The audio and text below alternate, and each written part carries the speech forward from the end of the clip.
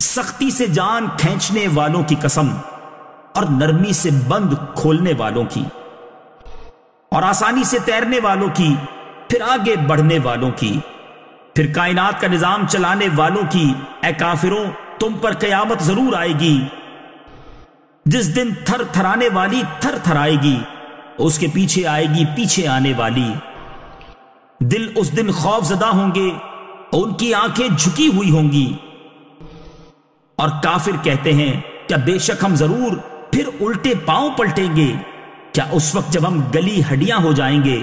کہنے لگے جب تو یہ پلٹنا نقصان کا پلٹنا ہے، تو وہ پھونک تو ایک جھڑکنا ہی ہے، تو فوراً وہ کھلے میدان میں آ پڑے ہوں گے۔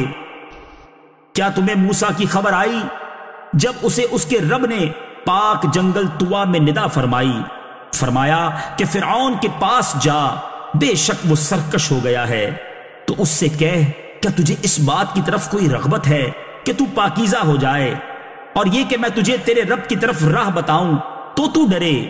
پھر موسیٰ نے اسے بہت بڑی نشانی دکھائی، تو اس نے جھٹلایا اور نافرمانی کی۔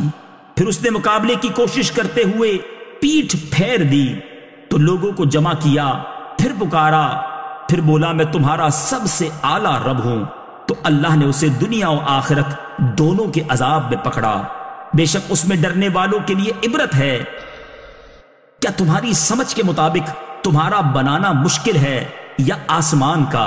اسے اللہ نے بنایا، اس کی چھت اونچی کی، پھر اسے ٹھیک کیا، اور اس کی رات کو تاریک کیا، اور اس کے نور کو ظاہر کیا، اور اس کے بعد زمین پھیلائی، اس میں سے اس کا پانی اور اس کا چارہ نکالا، اور پہاڑوں کو جمایا تمہارے اور تمہارے چوپایوں کے فائدہ کے لیے۔ پھر جب وہ عام سب سے بڑی مصیبت آئے گی، اس دن آدمی یاد کرے گا جو اس نے کوشش کی تھی، اور جہنم ہر دیکھنے والے کے لیے ظاہر کر دی جائے گی۔ تو بہرحال وہ جس نے سرکشی کی اور دنیا کی زندگی کو ترجیح دی، تو بے شک جہنم ہی اس کا ٹھکانہ ہے۔ اور رہا وہ جو اپنے رب کے حضور کھڑے ہونے سے ڈرا اور نفس کو خواہش سے روکا، تو بے شک جنت ہی اس کا ٹھکانہ ہے۔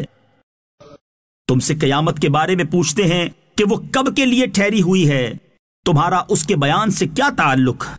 تمہارے رب ہی تک اس کی انتہا ہے، تم تو فقط اسے ڈرانے والے ہو جو اس سے ڈرے۔ گویا جس دن وہ اسے دیکھیں گے تو سمجھیں گے کہ وہ صرف ایک شام یا ایک دن چڑھے کہ وقت برابر ہی ٹھہرے تھے۔